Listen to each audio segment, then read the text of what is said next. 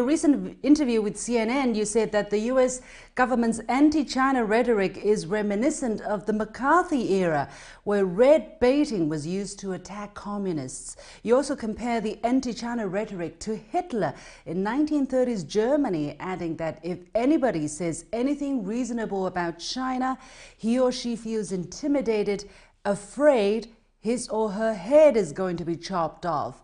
So McCarthyism or Hitler, very strong comparisons. What prompted you to say that?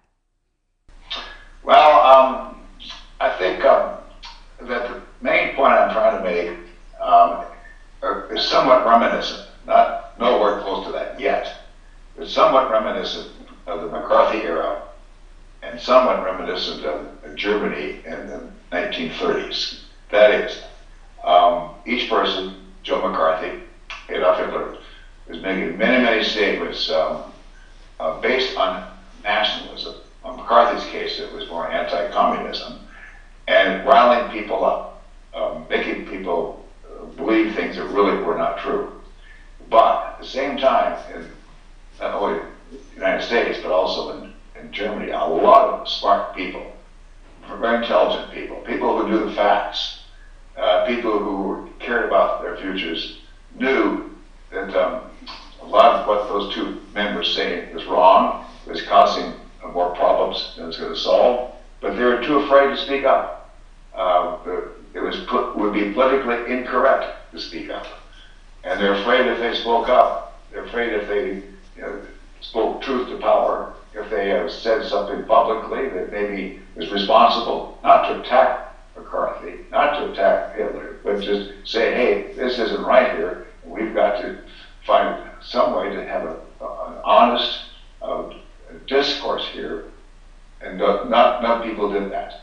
And that led to a lot of problems in America in the 1950s. And of course, over in Europe, it led to World War II.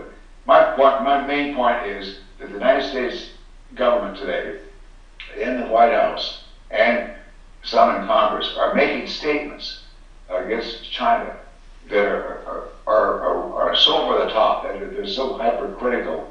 They're based, some of them, not on facts, or if they are based on facts, it's sheer demagoguery. And that's what McCarthy did in the 50s. He was an outright demagogue. If that continues like that, then we're going to have deep problems between the United States and China. It's going to get worse, and it's going to stir up the American people against China unnecessarily, and it's going to stir up the Chinese people against America unnecessarily. That's what I'm trying to say. We're trying to say if right-thinking people who want to talk about the facts, who care about the relationship, should speak up, then we have a discussion on the facts, but not based on demagoguery. Speak up. Would you like to give an example or two, for instance, to underline what you've just said, on which issue, for instance, you have seen exactly what you described? What is the origin of COVID-19? Almost all scientists, medical officials, believe that the origin was at Wuhan, at a wet market. But there are many U.S. officials saying, no, that was it came not from a wet market, from a lab in Wuhan. And they're going to make the next point, at least implies the next point, that maybe that was intentionally released. And they're doing that somewhat intentionally, not all. Some will speak about the origin of the virus that are based their statements on what they believe the facts to be, but some are also stirring it up to cause even more American angst and criticism of China. And frankly, we're at the point now in the United States where some Americans think that maybe China intended all this to happen. That is total, frank nonsense. It's crazy.